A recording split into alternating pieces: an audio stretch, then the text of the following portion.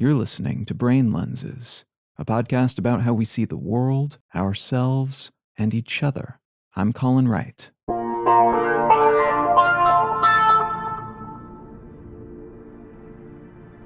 In 1941, the author and religious philosopher C.S. Lewis wrote about a type of circular reasoning that dismisses the larger position or character of the person on the other end of an argument or disagreement, rather than addressing the issue at hand. Circular reasoning is a logical fallacy that uses the end point of an argument as the origin point of that same argument. One common use of circular reasoning is found within the realm of spiritual belief. These holy people claim this scroll is sacred.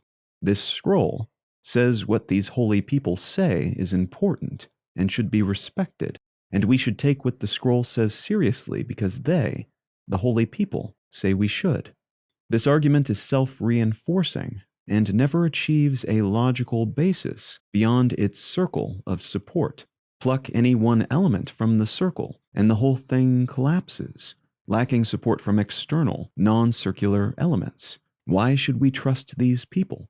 Why should we invest any significance in what this scroll, or book, or YouTube video, or public speaker, or online forum post says? Objective methods for establishing bases of fact are one means of ameliorating circular reasoning-related issues. If we can establish that the scroll was indeed written by someone possessing knowledge the rest of us lack, demonstrated by means beyond this circle, beyond the confirmation of people whose sole authority is derived from what the scroll says, then this sequence of significance might have some actual bearing.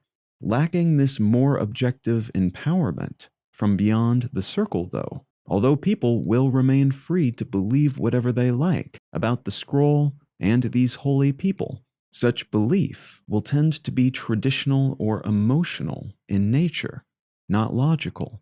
Bulverism refers to the application of circular reasoning for rhetorical purposes, including persuasion during a conversation or argument.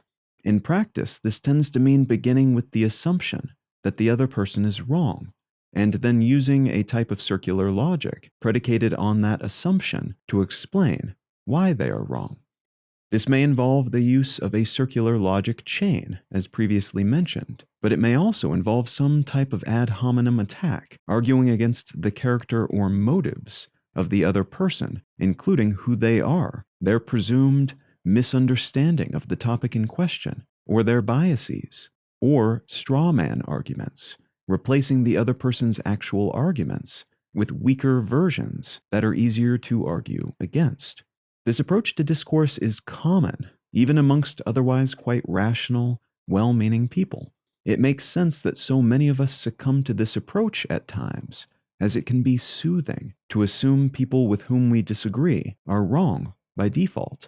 This assumption allows us to get on with our day and not feel pressured to go through the cognitively taxing process of assessing each and every possible argument from an objective, rational point of view. We default to assuming our beliefs are justified, even if they haven't ever been properly assessed or haven't been assessed through a critical lens recently. Bulverist thinking flatters us and denigrates others, and it can distort our perception of people who may have something valid to say, but who we assume are speaking from a lesser position than ourselves. They are wrong, and our cognitive powers are tasked with explaining why they're wrong, rather than assessing the validity of what they're saying from a neutral starting point, which is more difficult and time-consuming.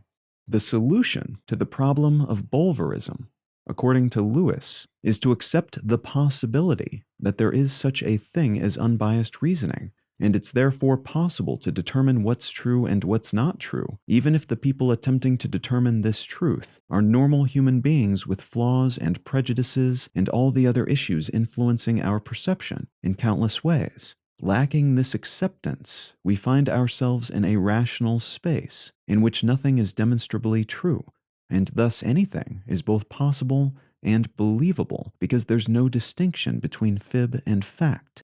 We become immensely gullible human beings, basically, because we cannot distinguish between arguments resting upon the relatively solid ground of objectivity and arguments predicated on some type of self-reinforcing and often self-serving pseudo-logic.